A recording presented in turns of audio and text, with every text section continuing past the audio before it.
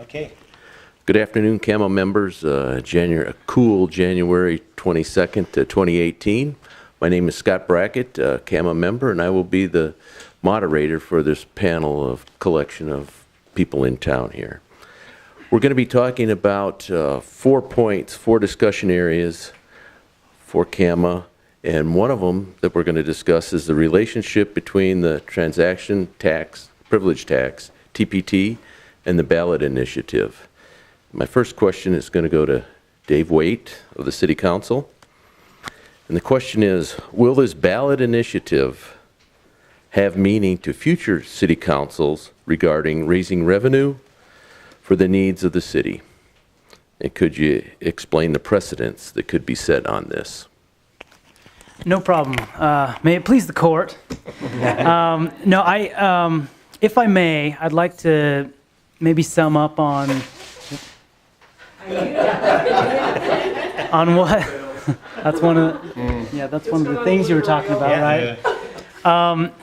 I'd like to kind of talk about the initiative for the record, just to sum it up, at least my understanding of what the initiative entails.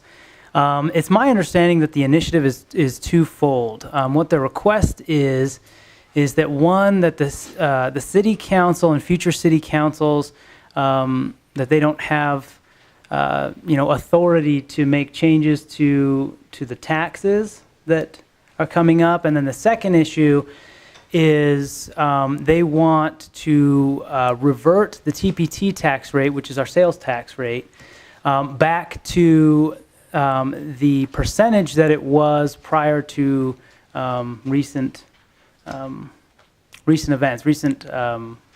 votes by the council.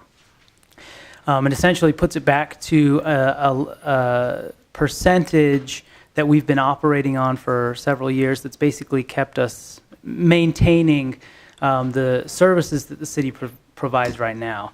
There are underlying reasons that the individuals, and I don't know, do I have a time limit on this?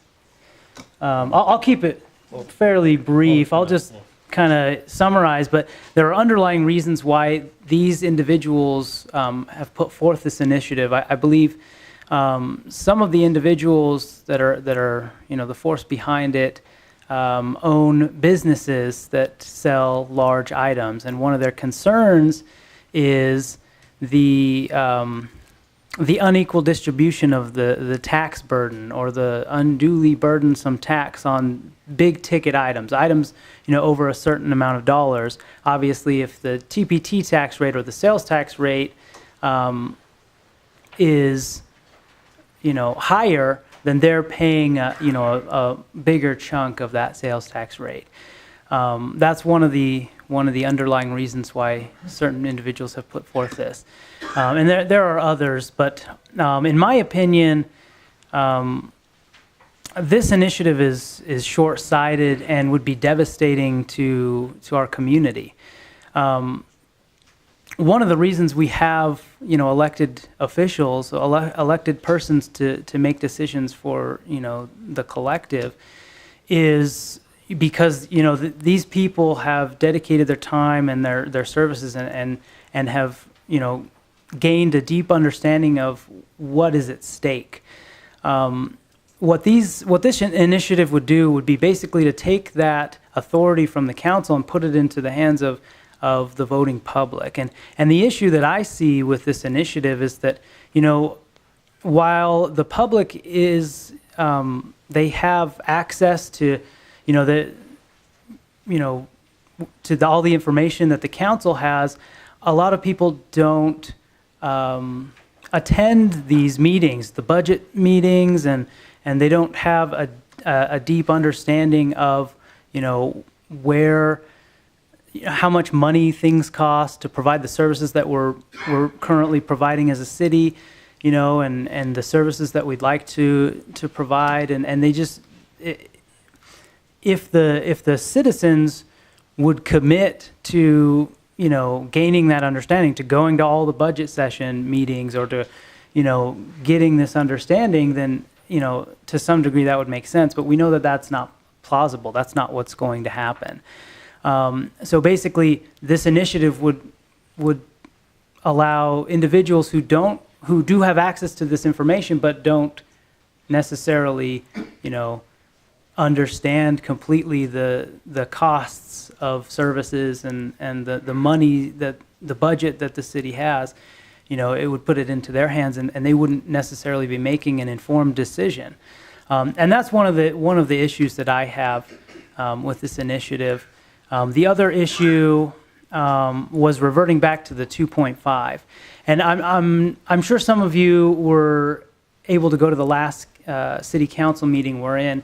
The city, Tina Moline, put on a presentation that showed that our city has been stagnant. It's been at the same level for the last 10 years for a variety of different areas. And past councils have done their best to keep our city services, at the levels that they're at, keep providing these services. But they've been operating with not a lot of money in the budget. And it makes sense because, back in 2008, with the Great Recession, there were issues. We had to, cut back. Now that the economy is getting better, we're still at the same levels that we were back then. And that's a problem. Something needs to give, something needs to change. So reverting back to the TPT tax rate of 2.5 is a problem. Currently we have, the surrounding cities, and people are making different arguments about different things. The tax burden on the residents, and there are different studies. Applied Economics has a study. The Buxton Group came out with studies with regard to the burden on the residents of Kingman as opposed to the tax burden on non-residents and people from out of the state. But at the 2.5 rate that this initiative would bring it back to, we would be able to maintain the services, I believe, that we currently are providing, but we're still stuck in the same spot that we've been in for the last 10 years, and that I think that's not good.